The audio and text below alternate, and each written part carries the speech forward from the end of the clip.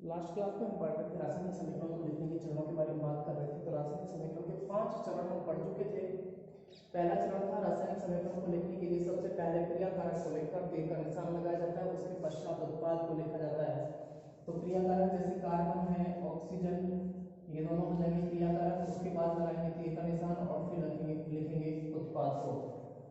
दूसरा हो जाएगा क्रिया कारक और उत्पाद संख्या में एक से अधिक होने पर उनके बीच धन चिन्ह लगाया जाता है। तो ये एग्जांपल आपको दे रखा है, मैग्नीशियम और ऑक्सीजन संख्या में एक से अधिक होने पर दोनों के बीच में लगाया धन चिन्ह।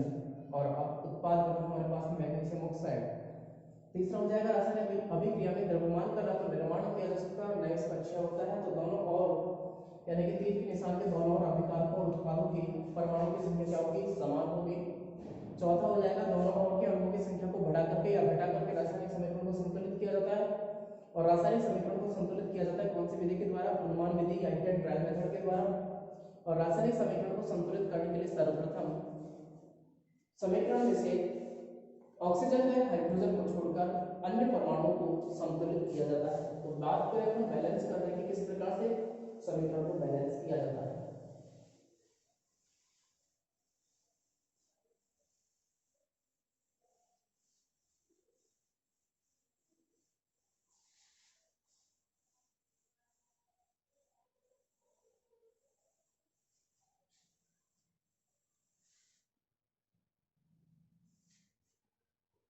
जैसे अपन बात करें प्रोपेन का दहन, प्रोपेन या कहें ब्यूटेन या कहें पेंटेन। तो प्रोपेन का दहन किस प्रकार करेंगे।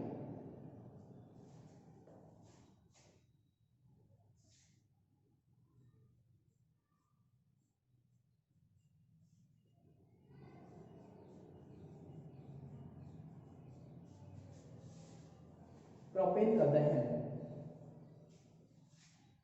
प्रोपेन में कार्बन परमाणु की संख्या 3 होती है। कार्बन परमाणु की संख्या जब 1 हो तो उसे बोलते हैं मैन। जब कार्बन परमाणु की संख्या 2 होगी तो उसे बोलेंगे एड। जब कार्बन परमाणु की संख्या 3 होगी तो उसे बोलेंगे प्रोप। कार्बन परमाणु की संख्या 4 तो उसे बोलेंगे ब्यूट। Carbon 5 paint. कार्बन परमाणु की 6 तो बोलेंगे हेक्स। कार्बन परमाणु की संख्या 7 होगी तो उसे बोलेंगे हेक्टर।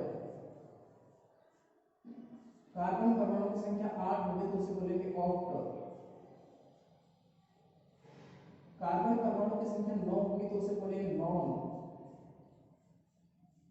और कार्बन परमाणु की संख्या 10 होगी तो उसे बोलेंगे डेड।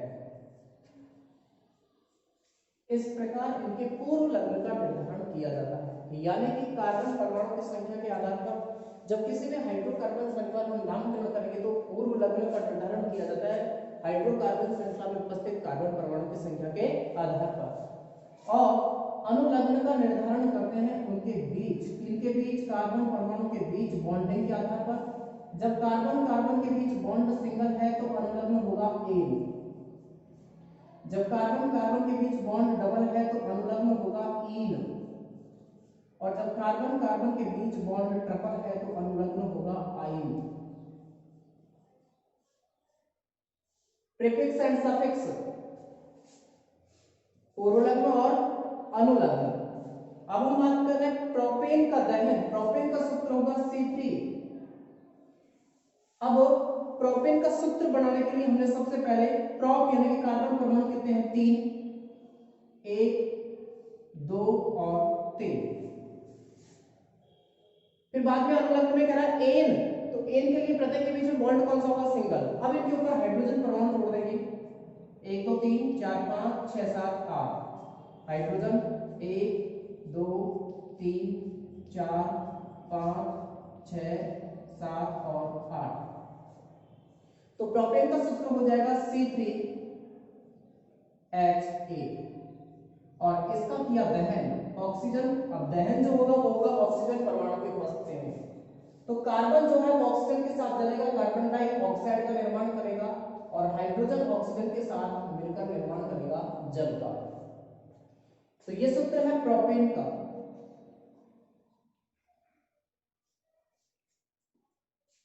अब बैलेंस करने की बात आती है तो हम बात करें सबसे पहले, अब पांचवें पॉइंट में हमने लिखा था कि रासायनिक समीकरण को संतुलित करने के लिए समीकरण में से कार्बन और हाइड्रोजन परमाणु को छोड़कर, नहीं, हाइड्रोजन और ऑक्सीजन परमाणु को छोड़कर शेष अन्य परमाणु जो होते हैं उनको बैलेंस किया जाता है, संतुलित किया जाता है। तो हाइड्रोजन और ऑक्सीजन को छोड़ दो, शेष कौन बचा? कार्बन। कार्बन परमाणु इधर कितने अभिकारक में 3 है, इधर कार्बन 1 है, तो इस कार्बन परमाणु को बैलेंस कर दिया, गुणा कर दिया 3 से।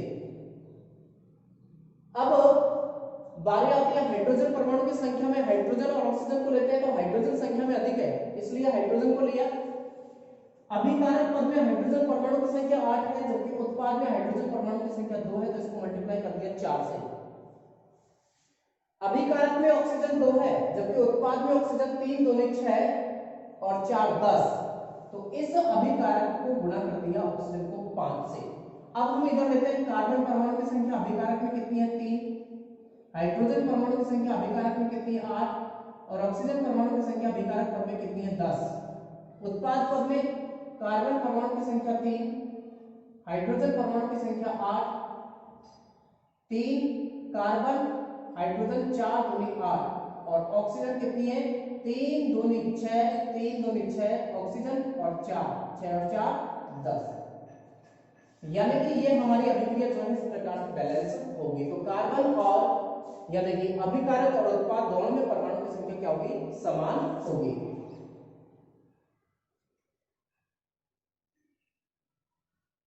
समीकरण को संतुलित करने के पश्चात अभिकारकों व उत्पादों की भौतिक अवस्था को बताने हेतु उनके साथ ही कोष्टक में ठोस के लिए S, द्रव के लिए L और गैस के लिए हम G का प्रयोग करते हैं।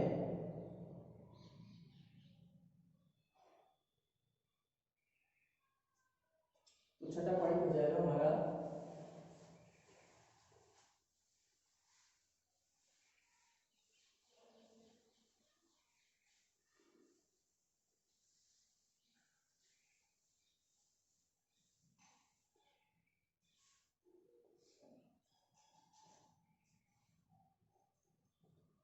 समीकरण को संतुलित करने के पश्चात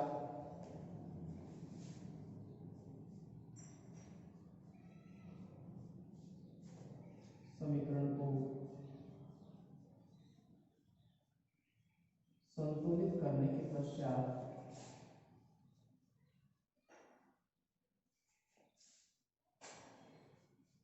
संतुलित करने के पश्चात अभिकारकों व उत्पादों की भौतिक अवस्था को बताने हेतु अभिकारकों व उत्पादों की भौतिक अवस्था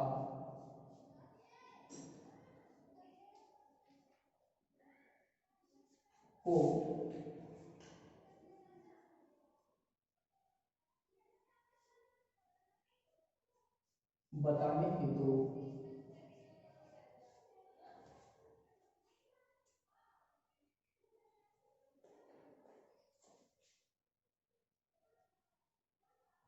उनके साथ ही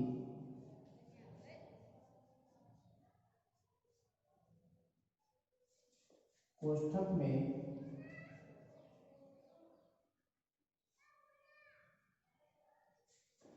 ठोस के लिए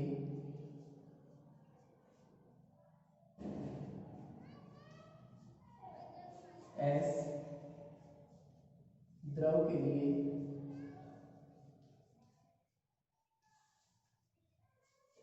L तथा गैस के लिए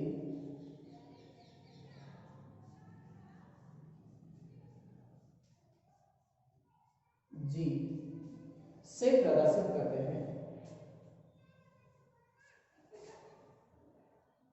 लिखते हैं या प्रदर्शित करते हैं। तो समीकरण को संतुलित करने के पश्चात अभिकारक और उत्पादों की भौतिक अवस्था को बताने हेतु उनके साथ ही कोष्ठक में ठोस के लिए S लिख देंगे, द्रव के लिए L और गैस के लिए क्या लिख देंगे? G। फॉर एग्जांपल जैसे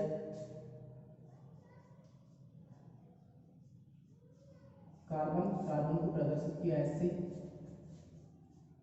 ऑक्सीजन को प्रदर्शित किया जे से, और कार्बन डाइऑक्साइड को प्रदर्शित किया जे से। फिर नेक्स्ट हमारे पास 7 पॉइंट हो जाएगा, अभिकारक व उत्पाद जो जलीय विलयन के रूप में होते हैं तो उसे AQ से लिखते हैं। अभिकारक व उत्पाद जब जलीय विलयन के रूप में होते हैं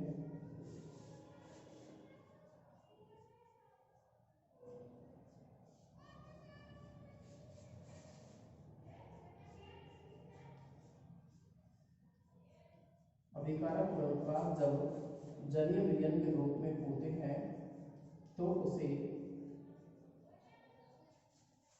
AQ से लिखते हैं या प्रदर्शित करते हैं।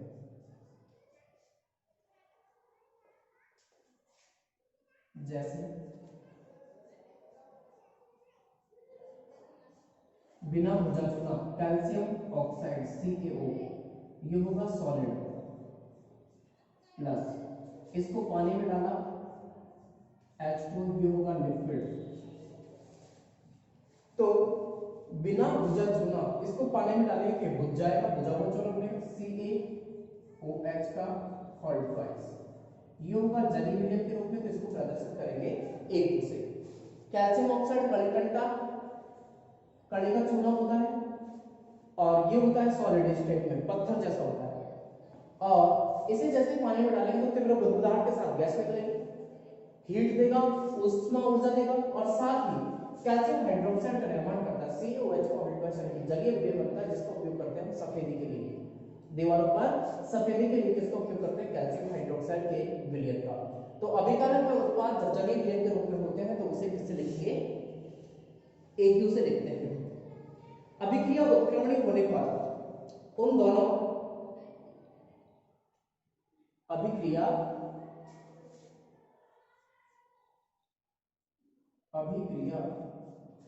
उत्क्रमणीय होने पर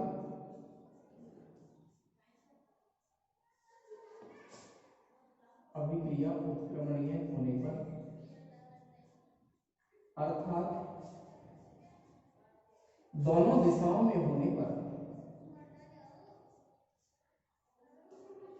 अभिक्रिया उत्क्रमणीय होने पर अर्थात दोनों दिशाओं में होने पर तीर के निशान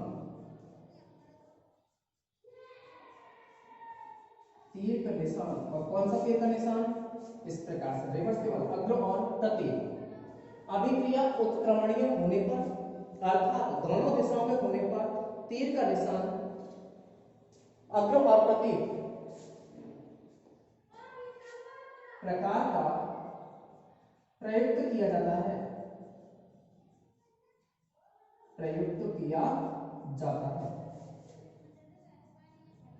और अनुत्क्रमणीय होगी तो एक ही दिशा में तीर का निशान चलेगा। अभिक्रिया संपन्न होने के लिए आवश्यक ताप व दाब को तीर के निशान के ऊपर लिखते हैं। अभिक्रिया संपन्न होने के लिए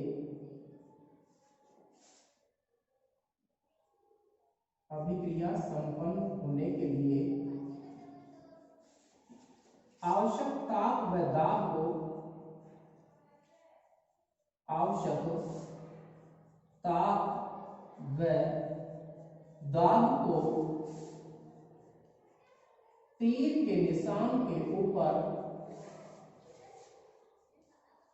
तीर के निशान के ऊपर लिखा जाता है। फॉर एग्जाम्पल, जैसे हम बात करें नाइट्रोजन जो है वो हाइड्रोजन के साथ मिलकर के अमोनिया गैस का निर्माण करती है। नाइट्रोजन N2 से प्रदर्शित करेंगे, हाइड्रोजन H2 से प्रदर्शित करेंगे, और नाइट्रोजन और हाइड्रोजन जो है ये 773 केल्विन टेम्परेचर और 200 एटमॉस्फेयर वायुमंडलीय दाब पर क्रिया करके अमोनिया गैस का निर्माण करते हैं NH3 का। बैलेंस करेंगे, इधर हाइड्रोजन परमाणु 3 है, इधर हाइड्रोजन 2 है, तो इसको मल्टीप्लाई किया 3 से और इसको मल्टीप्लाई कर दिया 2 से, तो 3 दूनी 6 और 3 दूनी 6। इधर नाइट्रोजन 2 है, इधर भी नाइट्रोजन कितना हो गया 2, तो ये हो जाएगा N2 + 3H2 773 केल्विन ताप और 200 एटमॉस्फेयर वायुमंडलीय दाब पर क्रिया करके निर्माण करती है NH3 अमोनिया गैस का निर्माण करती है। यहां नाइट्रोजन क्या है, गैस, हाइड्रोजन भी क्या है, गैस, और अमोनिया भी क्या है, गैस। तो नाइट्रोजन और हाइड्रोजन दोनों मिलकर अमोनिया गैस का निर्माण करते हैं। और तो इस प्रकार से ये हो जाएगा 9वां पॉइंट। समीकरण को संतुलित करने के पश्चात अभिकारकों और उत्पादों की भौतिक अवस्था को बताने हेतु उनके साथ ही कोष्ठक में ठोस के लिए एस लिखते हैं, द्रव के लिए एस तथा गैस के लिए जी का प्रयोग करते हैं। जैसे कार्बन को प्रदर्शित किया एस से और ऑक्सीजन को प्रदर्शित किया जिससे क्या बना, कार्बन डाइऑक्साइड। अभिकारक व उत्पाद जब जलीय विलयन के रूप में होते हैं तो उसे एक से लिखते हैं। जैसे कैल्शियम ऑक्साइड बिना जल चुना है, जैसे इसमें जल में डालेंगे तो जब होता है लिक्विड अवस्था में, जल में डालेंगे तो ये बनाएगा कैल्शियम हाइड्रोक्साइड, और कौन सा विलयन, जलीय विलयन, तो उसको प्रदर्शित करेंगे एक से। अभिक्रिया उत्क्रमणीय होने पर अर्थात दोनों दिशाओं में होने पर तीर का निशान अग्र और प्रदेश दोनों दिशाओं वाला प्रयुक्त करते हैं। अभिक्रिया संपन्न होने के लिए आवश्यक ताप व दाब को तीर के निशान के ऊपर लिखा जाता है। जिस प्रकार नाइट्रोजन और हाइड्रोजन गैस जो है वो 773 केल्विन टेम्परेचर व 200 एटमॉस्फेयर वायुमंडलीय दाब पर क्रिया करके अमोनिया गैस का निर्माण करते हैं। तो ये तीर के निशान के ऊपर लिखा जाता है। अभिक्रिया जब ऊष्मक्षेपी या ऊष्मशोषी होगी तो उनमें उत्पाद के साथ क्रमशः धन चिन्ह और ऋण चिन्ह लगाकर ऊष्मा की मात्रा को लिखा जाता है।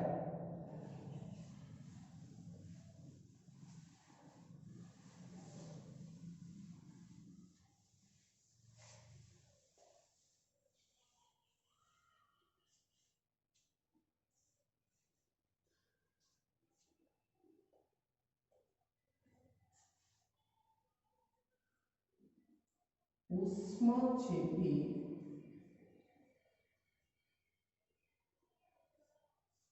व ऊष्मा शोषी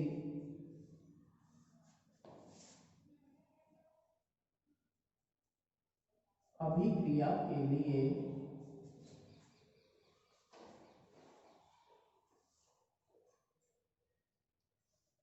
ऊष्मक्षेपी व ऊष्मशोषी अभिक्रिया के लिए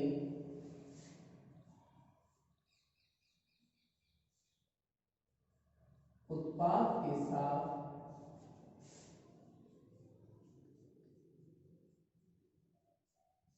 क्रमशः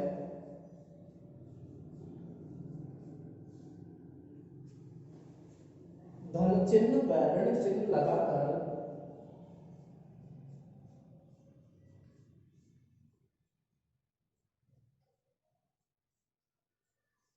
धन चिन्ह व ऋण चिन्ह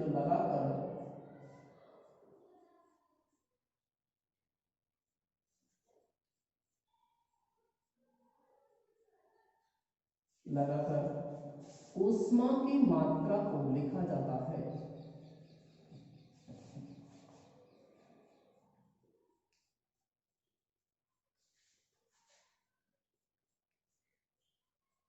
ऊष्मा की मात्रा को लिखा जाता है।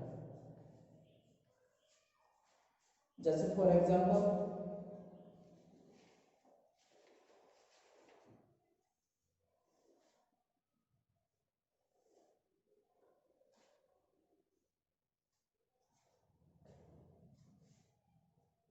तो ऊष्मा की मात्रा को लिखा जाता है, साथ ही ऊष्मा को इस प्रकार के चिन्ह द्वारा प्रयुक्त करते हैं ना।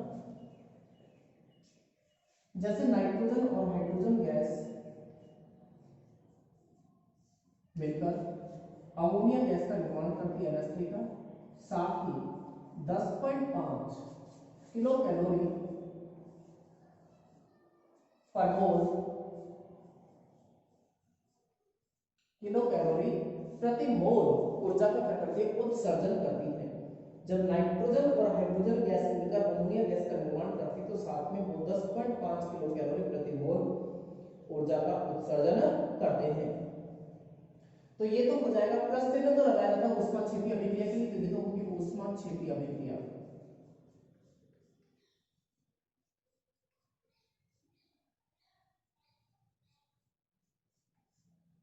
ठीक है, बैलेंस कर देंगे N2 + 3H2 2NH3।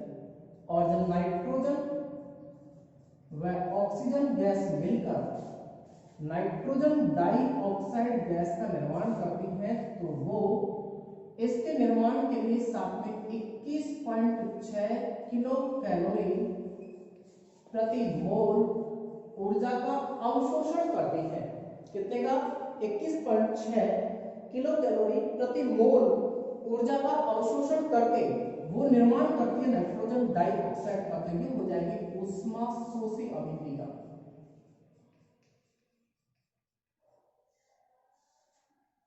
ऊष्माक्षेपी अभिक्रिया में ऊष्मा की मात्रा को लिखा जाता है प्लस चिन्ह लगा करके, और ऊष्मा शोषी अभिक्रिया में ऊष्मा की मात्रा को लिखा जाता है माइनस चिन्ह लगा करके। नाइट्रोजन डाइऑक्साइड, इधर नाइट्रोजन 2 है, इस नाइट्रोजन को 2 करेंगे तो 2 से गुणा कर दिया। ऑक्सीजन कितने होंगे 4, तो इस ऑक्सीजन को कितने से मल्टीप्लाई कर देंगे 2 से। तो इस प्रकार ऊष्माक्षेपी व ऊष्मा शोषी अभिक्रिया के लिए उत्पाद के साथ क्रम से धन चिन्ह व ऋण चिन्ह लगाकर ऊष्मा की मात्रा को लिखा जाता है। और नेक्स्ट एंड लास्ट चरण है इसका, अभिक्रिया में प्रयुक्त उत्प्रेरक को तीर के निशान के ऊपर लिखा जाता है।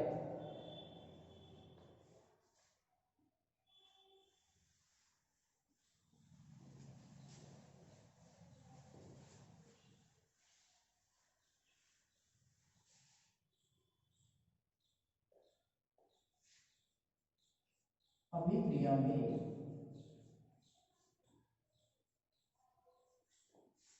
प्रयुक्त उत्प्रेरक को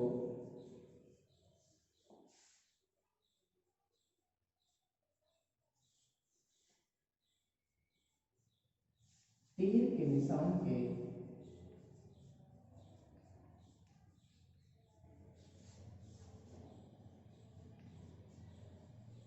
ऊपर लिखा जाता है।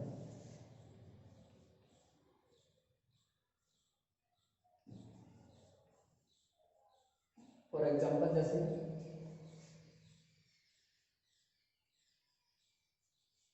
एथीन का हाइड्रोजनीकरण,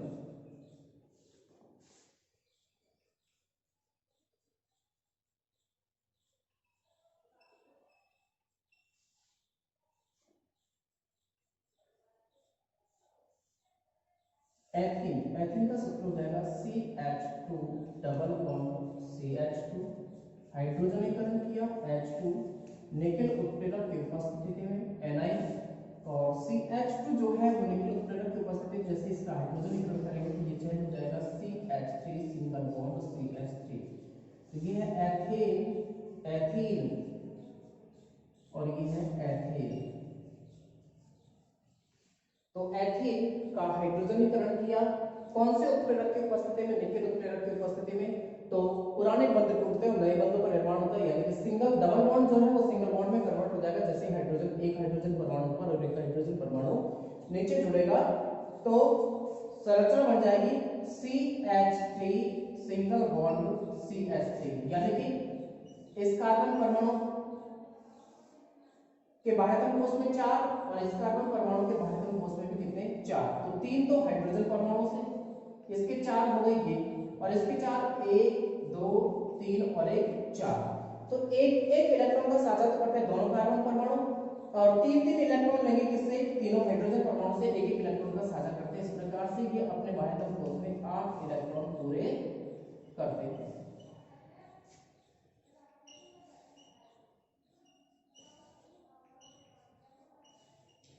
एक इलेक्ट्रॉन का साझा तो किया कार्बन ने कार्बन से, इस कार्बन ने तो इससे, इस कार्बन ने इससे, एक इलेक्ट्रॉन का साझा किया, और इस पर भी 3 हाइड्रोजन परमाणु जुड़ रहे हैं, इस पर भी 3 हाइड्रोजन परमाणु जुड़ रहे हैं। तो तीनों हाइड्रोजन परमाणुओं से एक इलेक्ट्रॉन का साझा करके अपने वाहकम कोष में 2 2 4 2 6 और 2 8, और ये भी तीनों हाइड्रोजन परमाणु से एक इलेक्ट्रॉन का साझा करके 2 2 4 2 6 और 2 8। इस प्रकार से अपने वाहकम कोष में कितने इलेक्ट्रॉन पूरे करते हैं? 8 इलेक्ट्रॉन पूरे करते हैं। तो अभिक्रिया में जो प्रयुक्त उत्प्रेरक होता है उसको 13वें निशान के ऊपर लिखा जाता है। जैसे एथीन का हाइड्रोजनीकरण किया, और एथीन के हाइड्रोजनीकरण में एथीन का जो डबल बॉन्ड है, जैसे हाइड्रोजनीकरण होगा, हाइड्रोजन इस पर जुड़ेगा तो प्रत्येक पर एक एक हाइड्रोजन जुड़ेगा, ऊपर CH3 नीचे CH3, तो बॉन्डिंग हो जाएगी सिंगल, तो एथीन का निर्माण होता है। इस प्रकार ये होते हैं रासायनिक अभिक्रिया के या रासायनिक समीकरण को लिखने के चरण।